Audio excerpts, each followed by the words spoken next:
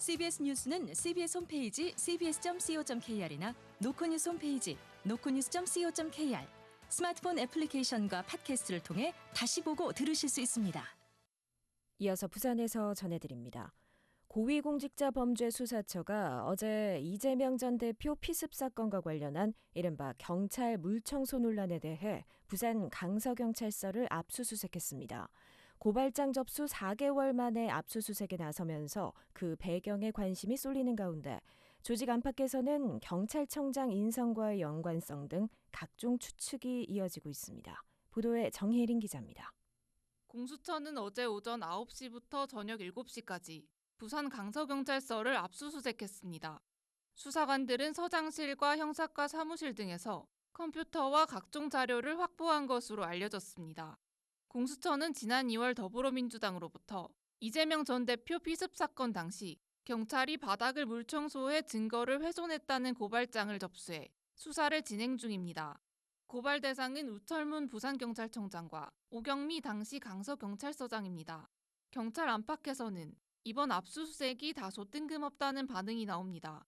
고발장을 접수한 지 4개월이나 지난 데다 오경미 전 서장은 이미 소환 조사를 마쳤고 정년퇴직을 앞두고 서장 자리에서도 물러난 상태이기 때문입니다. 일선 경찰 관계자입니다. 뜬금없이 이걸 갖다 하니까 그 옥사장 가서 조사받고 다 왔고 괜히 뭐 압수수색해갖고 뭐 그거 할 게 이러는데 좀 이해가 안 되는 부분도 연결해가지고 지금 이 시기에 막 이런 식으로 이 말들이 좀 계속 돌고 있더라고. 지역에서 뒷북 수사를 두고 다양한 해석이 나오는 가운데 특히 경찰청장 인선을 앞둔 만큼 경찰 인사와도 무관하지 않다는 반응이 나옵니다. 고발 대상에 포함된 우철문 청장이 차기 경찰청장 후보로 뽑히는 만큼 인선을 앞두고 관련 의혹을 명확히 하기 위해 수사에 속도를 내는 게 아니냐는 분석입니다. 한편 우철문 부산청장은 경찰 물청소 논란과 관련해 지난 1월 국회에 출석해 현장에서 범인이 검거됐고 증거물과 목격자도 확보돼 현장 보존이 필요한 상황이 아니었다고 해명했습니다. CBS 뉴스 정혜린입니다.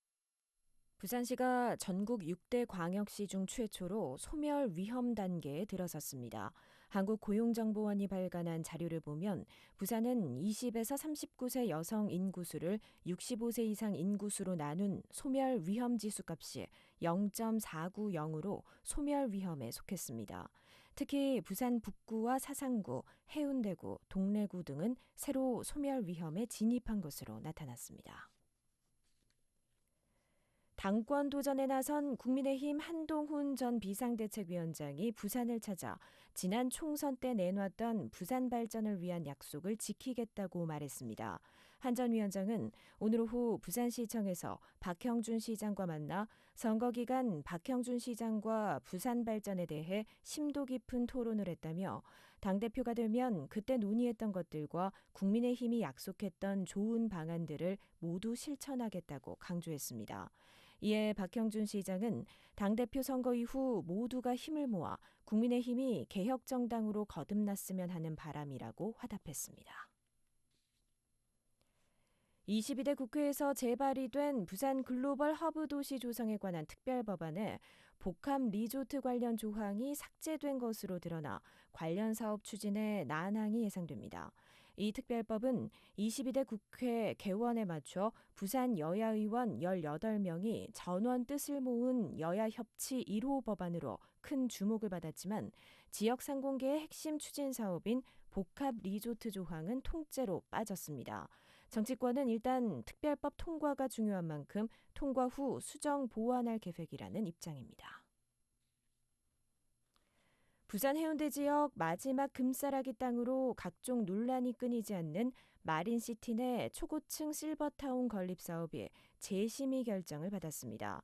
부산시는 해운대구 우동 일대에 추진되는 마린시티 복합시설 개발 사업과 관련해 재난 시 대처가 어렵다는 내용 등 30여 가지 사항을 지적하며 재심의가 필요하다고 판단했습니다. 시행사는 관련 내용을 보완해 부산시에 재검토를 받겠다는 입장인 가운데 이 사업을 반대해온 인근 해원초등학교 학부모들은 시의 이번 결정을 환영하며 개발 계획의 전면 재검토를 요구하고 있습니다. 지난 2020년 시민 3명이 숨진 부산 초량 지하차도 참사와 관련해 업무상 과실치사 혐의로 기소된 전 동구 부구청장 A씨가 대법원에서 무죄를 확정받았습니다.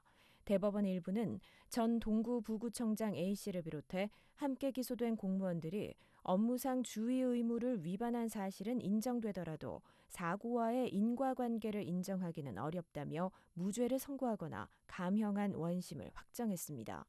앞서 A씨는 구청장의 휴가로 대신 재난안전 책임자를 맡았지만 별다른 조치를 취하지 않고 퇴근해 적절한 감독과 책임을 다하지 않은 혐의로 재판에 넘겨졌습니다. 부산시는 전국 지자체 중 처음으로 부산 의료관광 비즈니스센터를 개소했다고 밝혔습니다. 부산경제진흥원 내에 자리한 부산의료관광 비즈니스센터는 지역 의료관광 마케팅과 비즈니스 지원 활동을 벌일 계획입니다.